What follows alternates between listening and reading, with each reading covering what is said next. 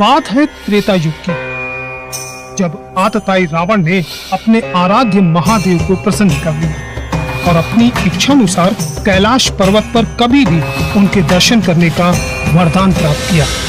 परंतु रावण जब भी कैलाश आता, अपने राक्षसी स्वभाव के कारण कैलाश का वातावरण भंग कर देता।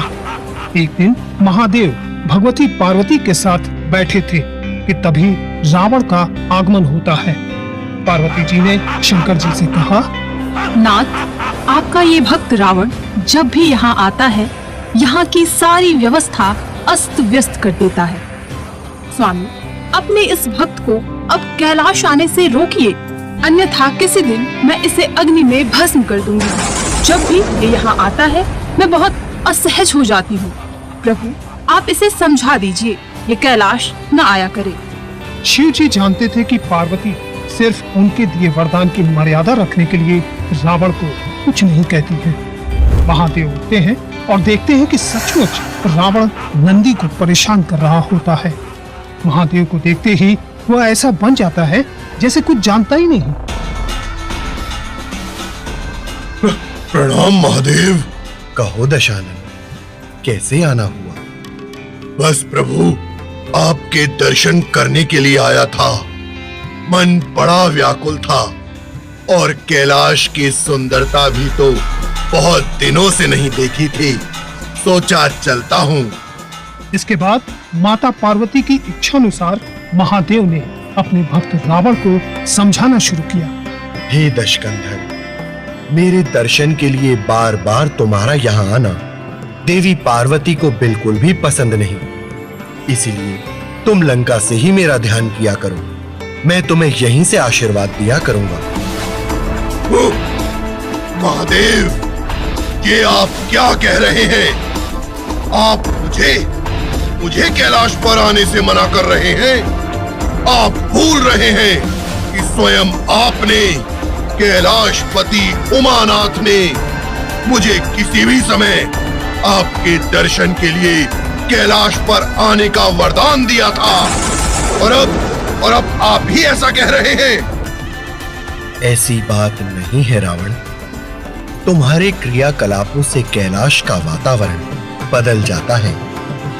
देवी पार्वती परेशान हो जाती हैं। तुम्हारे उपद्रव से क्रोध में आकर यदि किसी दिन उन्होंने तुम्हें श्राप दे दिया तो मैं भी कुछ नहीं कर पाऊंगा। इसीलिए भलाई इसी में है कि तुम लंका से ही मेरा ध्यान और दर्शन किया करो। ओह, हे शंभू, आप तो जानते हैं कि मैं अपनी जाति के कारण विवश हूं। ना चाहकर भी मैं भूल कर बैठता हूं। हे महादेव, फिर आपका वरदान तो मिथ्या हो गया। रावण, मैं तुम्हें आज एक और वरदान देता हूं। तुम जब भी मुझे याद करोगे, मैं स्वयं तुम्हारे पास उपस्थित हो जाऊंगा। लेकिन तुम अब किसी भी परिस्थिति में कैलाश पर्वत पर मत आना। इसके बाद रावण वहां से चला जाता है। समय बदलता है। वो समय भी आता है जब हनुमान जी रावण की सोने की लंका को जलाकर राख कर देते हैं। वो ये सोचते सोचते परेशान हो जाता है कि आखिर उस हनुमान में इतनी शक्ति आई कहां से। रावण महल में ही बने शिव मंदिर में जाकर प्रार्थना आरंभ करता है।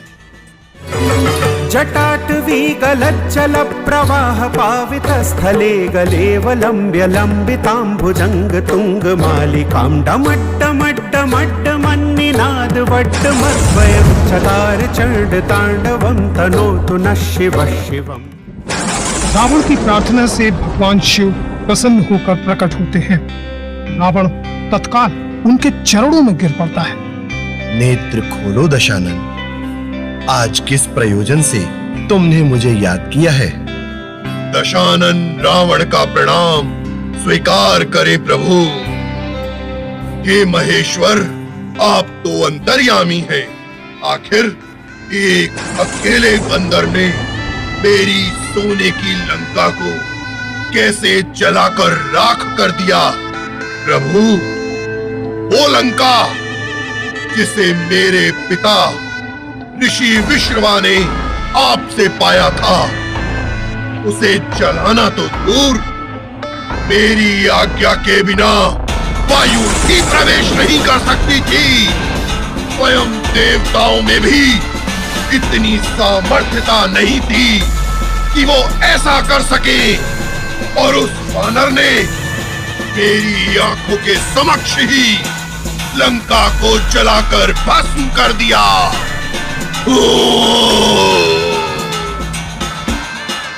प्रभु, वो कोई साधारण शक्ति नहीं है जिसे मैं भी स्वयं अपनी शक्ति से नहीं जान पा रहा हूं। हे मेरे आराध्य, मैं यह जानना चाहता हूं कि हनुमान नामक बंदर आखिर कौन है? शांत हो जाओ रावण, और इतने अधीर ना हो। अधीर ना हो? महादेव, आप जानते हैं कि मैं त्रिलोक विजेता हूं।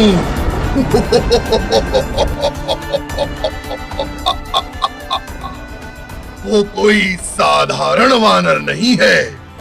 हे कैलाशपति, उसकी पूंछ तो उससे भी शक्तिशाली थी। कितनी सहजता से उसने मेरी लंका का विध्वंस कर दिया। मुझे बताइए प्रभु, बताइए कि आखिर हनुमान कौन है?